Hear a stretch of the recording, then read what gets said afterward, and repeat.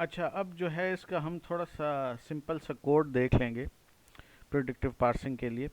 तो given a grammar that has LL1 property, we can write a simple routine to recognise each left hand side. एक simple से हम routine देखते हैं कि ईच लेफ्ट हैंड साइड को कैसे राइट हैंड साइड में कन्वर्ट करेंगे या उसके के लिए प्रोडक्शन कैसे पिक करेंगे। Code is simple and fast. अच्छा, अब ये एक ग्रामर लेते हैं और उसकी मदद से फिर सिंपल सा हम सूडो कोड लिखते हैं। तो consider a goes to beta 1 और बीटा 2 और बीटा 3, यानी इन तीनों पे ये जा सकता है और ये सेटिस्फाई भी करता है LL1 प्रॉपर्टी को, जो कि क्या है, first set first plus of beta 1। और याद रखें कि फर्स्ट प्लस में क्या क्या है, first of beta 1 union follow of beta 1।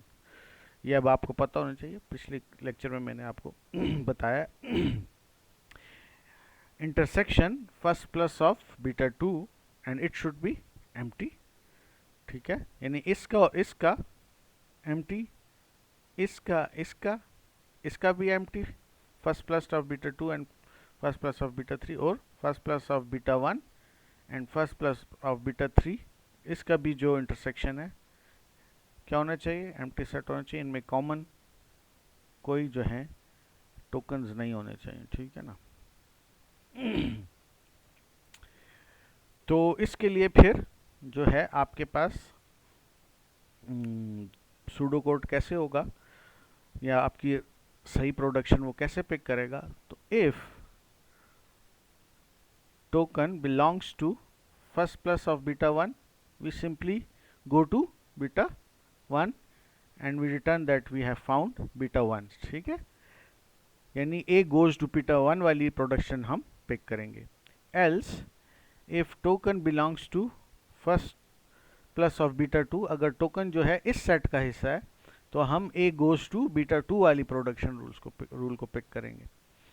और अगर token belongs to first plus of beta 3, अगर बीटा 3 के फर्स्ट प्लस सेट को बिलोंग करता है टोकन, तो फिर हम बीटा 3 वाली प्रोडक्शन पिक करेंगे और रिटर्न ट्रू करेंगे कि हमने फाइंड कर लिया है। वरना हम ये कहेंगे कि भाई ये टोकन तो इस ग्रामर का हिस्सा है ही नहीं, और एरर रिटर्न करेंगे और रिटर्न फॉल्स करेंगे कि हमें नहीं मिली, अपना प्रोडक्शन रूल हमें नहीं मिला।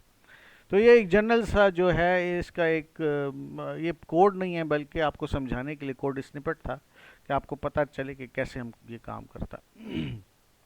तो इससे फ़ायदा क्या होगा कि हम प्रोडक्शन रूल सही पिक करेंगे और आपको वो बैक ट्रैकिंग नहीं करनी पड़ेगी। Grammar with LL1 property are called predictive grammars because the parser can predict the correct expansion at each point in the parse. ये अब हम इतनी देर से प्रिडिक्टिव पार्सिंग बात कर रहे थे, तो ये उसकी डेफिनेशन आ गई है कि इसको प्रिडिक्टिव क्यों, कोई जादू नहीं है। हाँ, ये प्रिडिक्टिव ग्रामर जिसको इस वजह से कहते हैं क्योंकि हम पहले से लुक अहेड करके इनपुट में और प्रिडिक्ट कर लेते हैं और सही प्रोडक्शन को पिक कर लेते हैं, इस वजह से हम इसको प्रिडिक्टिव पार्सिंग कहते हैं। Parsers that capitalise on the LL1 property are called predictive parsers. और जो पार्सर्स LL1 प्रॉपर्टी को यूज़ करके और ये पार्सर बनाए जाते हैं इन ग्रामर्स को यूज़ करके, उनको प्रिडिक्टिव पार्सर्स कहते हैं। अच्छा, यहाँ पर जो है ये प्रिडिक्टिव पार्सर एक बड़ी ब्रांच है पार्सर्स की, और ये एक जनरल तरीका है टॉप डाउन पार्सर्स में। फिर इसकी कुछ टाइप्स हैं, उसमें एक जो है one kind of predictive parsing is the recursive descent parser. ठीक है, रिकर्सिव डिसेंट पार्सर, और इसको हम रिकर्सिव डिसेंट पार्सर, और इसको हम रिकर्सिव डिसेंट पार्सर क्यों कहते हैं, उसकी वजह यह है कि हम टॉप डाउन जा रहे हैं ना, टॉप डाउन जा रहे हैं यानी हम गोल से शुरू करते हैं और लीफ की तरफ जाते हैं, ऊपर से नीचे। तो इस वजह से हम कहते हैं डिसेंट, नीचे की तरफ हम जा रहे हैं, डिसेंट कर रहे हैं, ऊपर से नीचे की तरफ जा रहे हैं, तो इसलिए हम इसको कहते हैं डिसेंट।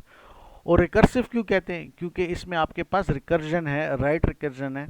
और अभी आगे जाकर हम इसकी एक एग्जाम्पल भी देखेंगे, तो आप देखेंगे कि रिकर्जन हम हमेशा पढ़ते आ रहे हैं C++ में, जावा में, कि रिकर्जन। तो ये एक अच्छी एग्जांपल है यहाँ समझने के लिए कि रिकर्जन कहाँ इस्तेमाल होती है। तो अभी थोड़ी देर में हम रिकर्सिव डिसेंट पार्सर्स को देखते हैं।